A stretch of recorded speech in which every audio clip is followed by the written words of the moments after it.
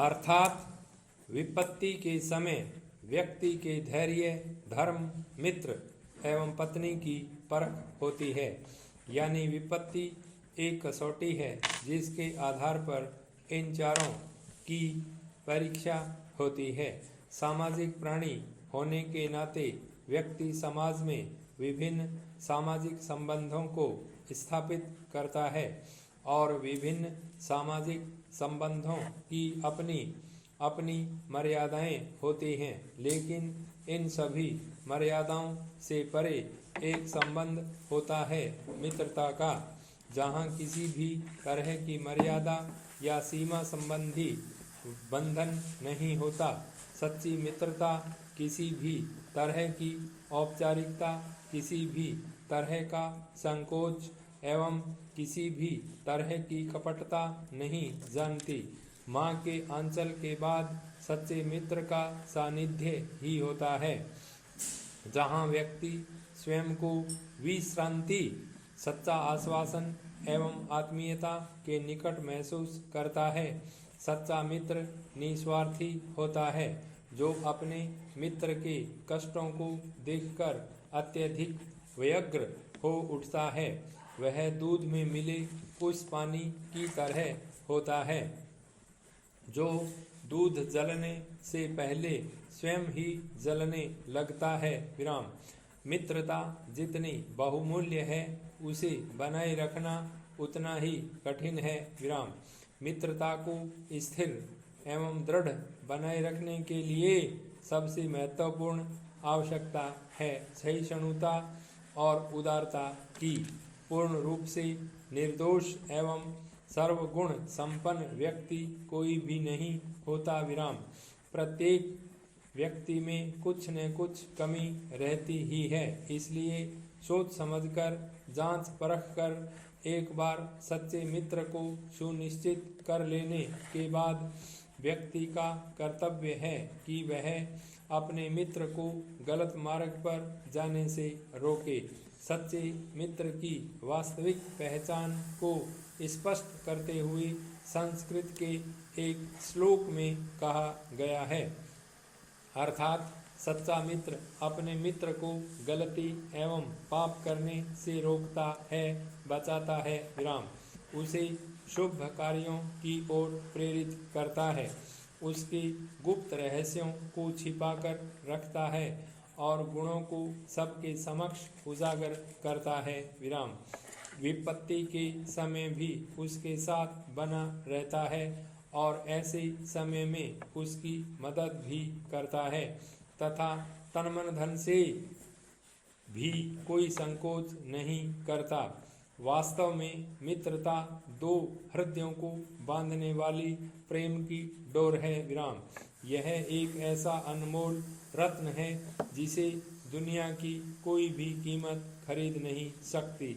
इसलिए राष्ट्रपति दिनकर ने कहा है, मित्रता है बड़ा अनमोल रत्न, कब इसे तोल सकता है धन।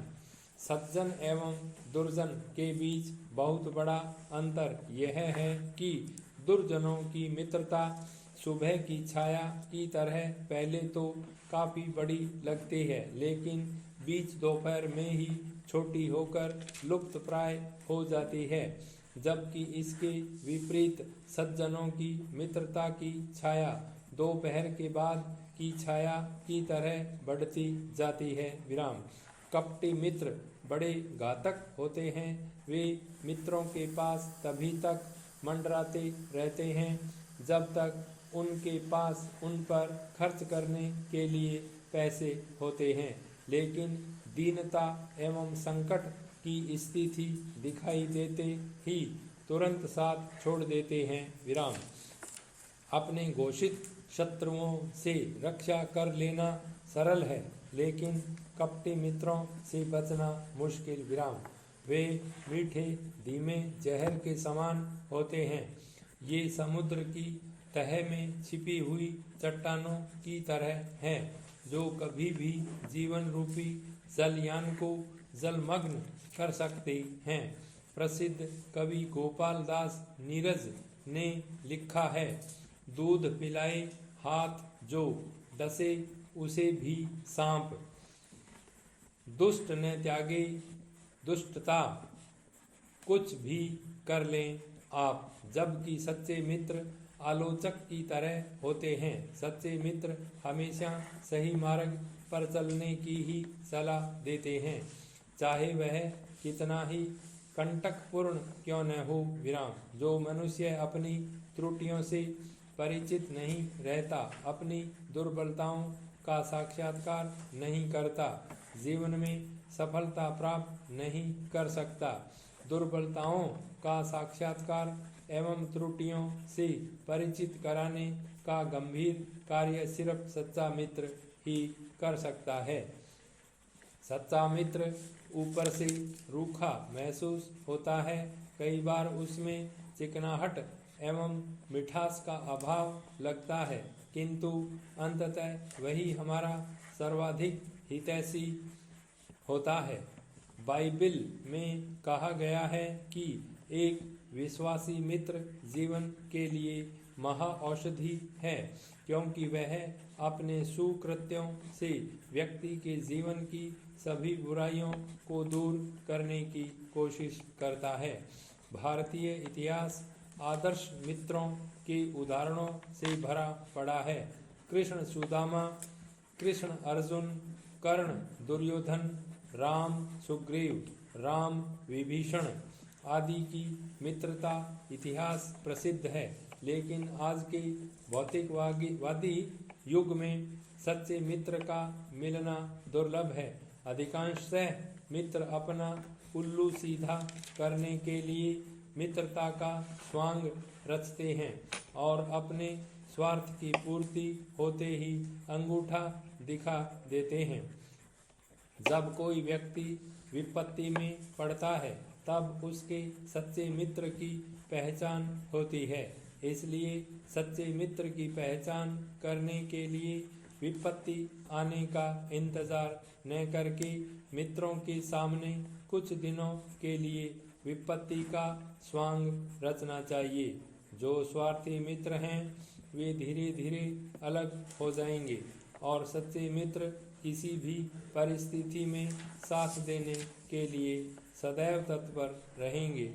इस भौतिकवादी दुनिया में सच्चा मित्र प्राप्त करना एक महान ईश्वरीय वरदान के समान है।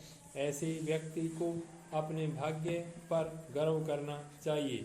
अभ्यास की महत्ता को समझने के लिए प्रसिद्ध महान संस्कृत विद्वान कालिदास के जीवन से अधिक बेहतर दूसरा कोई उदाहरण नहीं हो सकता है। प्रारंभ में अत्यधिक मूर्ख के रूप में चर्चित कालिदास ने अभ्यास के बल पर ही स्वयं को इतने उच्च स्तर के विद्वानों की श्रेणी के सिरमौर के रूप में स्थापित कर दिया। संस्कृत के एक अन्य प्रसिद्ध विद्वान वरदराज की प्रारंभिक मूढ़ता भी सर्वज्ञात है। स्टॉप।